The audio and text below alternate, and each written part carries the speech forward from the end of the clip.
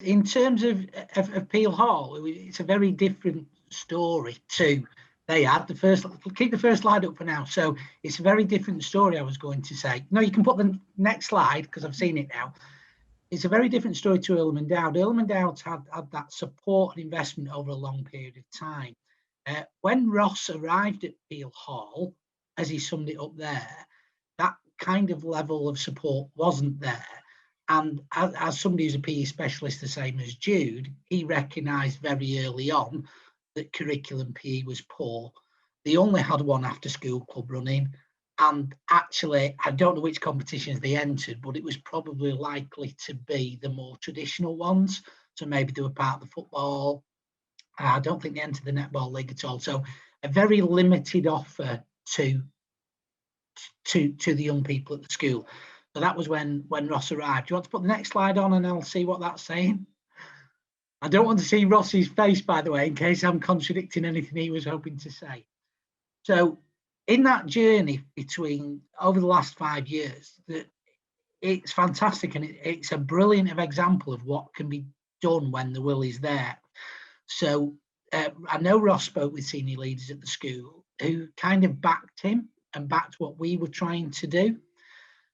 So in that time, and I've talked about things taking a period of time to be able to do, but Peel Hall have done this quite quickly in relative terms to other schools. So they now have, as he said, a varied child-focused curriculum. And again, another key to success in our schools is that student voice, speaking to you young people about, is what you are giving them appropriate? I think the previous slide said one after school club. Now they have around 130.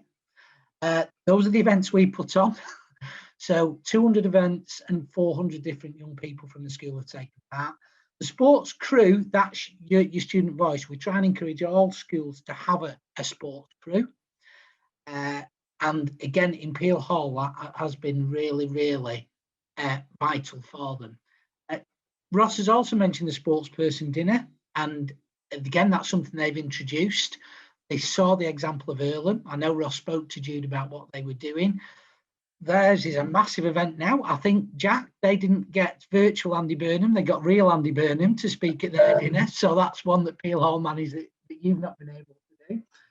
There is School Games Goldmark. And for people who don't know what that means, is schools can apply annually for a mark around the School Games programme. And gold is the highest you can get unless you do it over a period of years, in which case you can become a platinum school. And that's what we encourage all schools to do in Salford. So when that was first introduced in 2011, and I'm thinking off the top of my head now, I think we had 11 schools got an award, not a single gold. And in 2020, I think we had 50 primary schools got an award. And of that, and I'm off the top of my head now, I think it was in the region of 20 of them at gold. And we've got 5 or 6 platinum schools. And you can't get that without investing in young people, in meeting the objectives of what this conference is about. Now, they have they've been nominated for School of the Year twice, and they've gone to the big dinner that the Salford Sports Network put on as we worked together with them. So again, a lot of this is around raising the profile and the aspiration within a school. So it becomes something the young people and the parents and the community want to get involved in. Do you want to do the next slide? I have no idea how many slides Ross has got. Right, so some of the things they've obviously done. So the same way Jude talked about going to the BMX track, people using what's out there. I mean, we did a very successful festival last year with the people at Greystone, which again, if people don't know Greystone, it was around the young people you wouldn't normally expect to be involved in physical activity.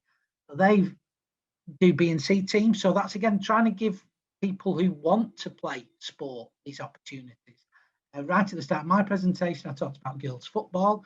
A lot of the programs around girls football are not around people who want to be the next England captain. They're around people who just want to play and have friendship. So again, Ross has mentioned elite and values competition. We've not forgotten that. We do provide things for the best kids to play against the best kids. and that's aspirational for other children as well. But we're very much, and again, I'll speak for colleagues across Greater Manchester, very much are focused on young people who weren't taking part in events. I don't call them competitions, I call them events, because many of them are. And I don't know if you might mention it later on, but Try Golf is one of the most successful things we've done. And Peel Hall was Salford Try Golf champions either last year or the year before. And that's a very, very inclusive event. You get lots of young people just enjoy that. And you go round, and unlike if you have a bad round of golf and you come off the end and you didn't score very well, you don't know the scores till the end. So it's just about having the fun, and there's nothing on the individual. It's all around working as a team to help each other. And to be fair, Ross trained his young people to understand everything about that. Yes, healthy eating and a record of targeted children. Again, something we encourage all the schools to do is look at which young people are not being impacted on what's being offered, and can we offer anything for them. Do you want to do the next slide, please? Yes, funding remains a challenge. If you don't go back to my slide, but my slide talks about 1.4 million investment in sport premium in Salford this year. Whether it will be the last year or what, we don't know. That's had a tremendous effect in schools that have used that money positively. And in my opinion, would have a tremendous effect if that money was targeted effectively in the future. I'm not quite sure what he means about old-fashioned attitudes, but we do come across that still on a regular basis of people who don't have open ears and eyes to offering things that will have value to our young people. Timing constraints is ridiculous. I mean, to any school who's on this conference today, the ability to have kept going, particularly this term more than any other, and still offer things that they have my eye. Oh, is he on? Is that you, Ross? No, thought I heard him trying to connect. And again, so if you're trying to put all this on, you're actually giving yourself more things to do. But again, schools value it and do it. I think Ross said 130 after school clubs. That's a tremendous commitment, not just from Ross, but from everybody at that school. Next slide. Don't know how many slides are left. Jude mentioned this as well, and I would agree with that.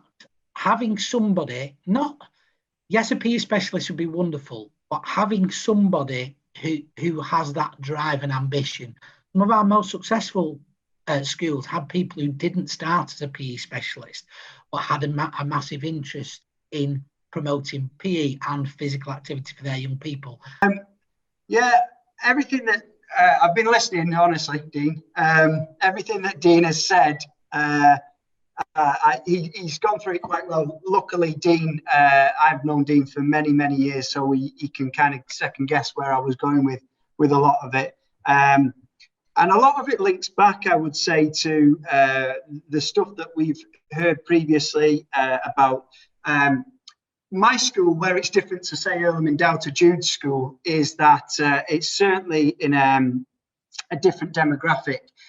We are in, according to the indices of deprivation, we're in an area of extreme deprivation. So we have those issues with our children about taking part. So what Deborah was talking about is really important for us, because, and when we were talking about old-fashioned attitudes, I think it comes back to what Paul was saying with regards to the cycle. Children lose confidence if they're overweight.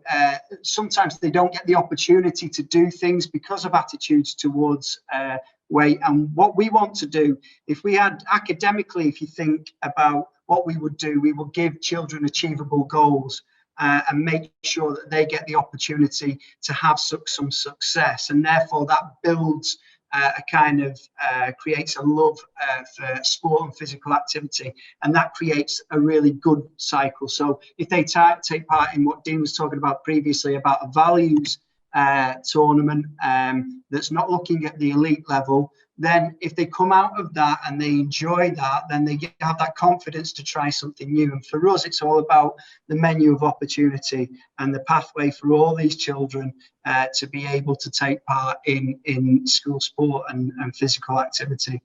Talking about what the issues we've had, yeah, I agree with the sports premium. The wind of change with regards to government. You don't know whether the money will be there, etc. And that is, I'm a part of the senior leadership team and one of the teachers at the school, and I was doing most of the PE, and now I'm not, and that's due to funding and things like that. I think that time constraints in a school is massive. As I mentioned before, we're doing 130, or as Dean mentioned, 130 after school clubs, ranging from boxercise, golf, table tennis, volleyball, you name it. And they're getting that opportunity to do it. But what that means is it takes up a lot of time. And I'm very lucky that the staff and the leadership team in my school are very supportive of it. That's not always the case in every school, and finding time to be able to do that is a struggle. So what I'd love to have a PE specialist in each primary school. I mean, my background is sport. Prior to becoming a teacher, I worked in Salford and in Stockport. I noticed Russ Bowlers on with Russ and stuff like this, involved in sport. And it's, so I have that background. People with AFP qualifications, that's even more important, you know, to get that. I'd like to, I guess across the board, we'd like to have stronger links to health organisations. In some ways, being able to share data more, talk about issues, whether that's, you know, how we can support families that have this issue. Also, local clubs, making sure that as soon as you get those children and get that love for sport and physical activity, whether they are obese or not, that there is a pathway into a local club there, and creating those links, strong links, to be able to make sure that that can continue outside of school. And high schools, that's very varied, but depending on the high school, the more support, whether that be hosting tournaments, PE professionals at the high school coming working with us and things like that, that would make a huge difference. And obviously funding is a big thing. So I know I didn't get a chance to really speak, but I can see it happening. To summarize what I'm trying to put across is, I see it within our school. It's very easy to, I'd love to compare it to Jude's school, but and maybe try and get one-upmanship, but I can't because my children go to that school, so that'd be unfair. And I know the great work Jude does, but it's very difficult in different areas. To make sure that the more, my opinion on it is, I'm noticing in a school of deprivation, I always assumed it would be that those children would be the ones climbing the trees at night and things like that, but it's not. The obesity levels within areas of deprivation in schools are higher, in my opinion. But we've built a daily mile track. We've got all these wonderful facilities at this school, and we're doing the best we can to do that. So, I apologise that it wasn't the presentation. I spent most of the morning feeling guilty about the treat takeaway I'm going to have this weekend after listening to the wonderful people in the health organisations. So I think it'll be tofu. And just thank you for listening, and I apologise again, but I hope you got the gist from Dean. Thank you, Dean.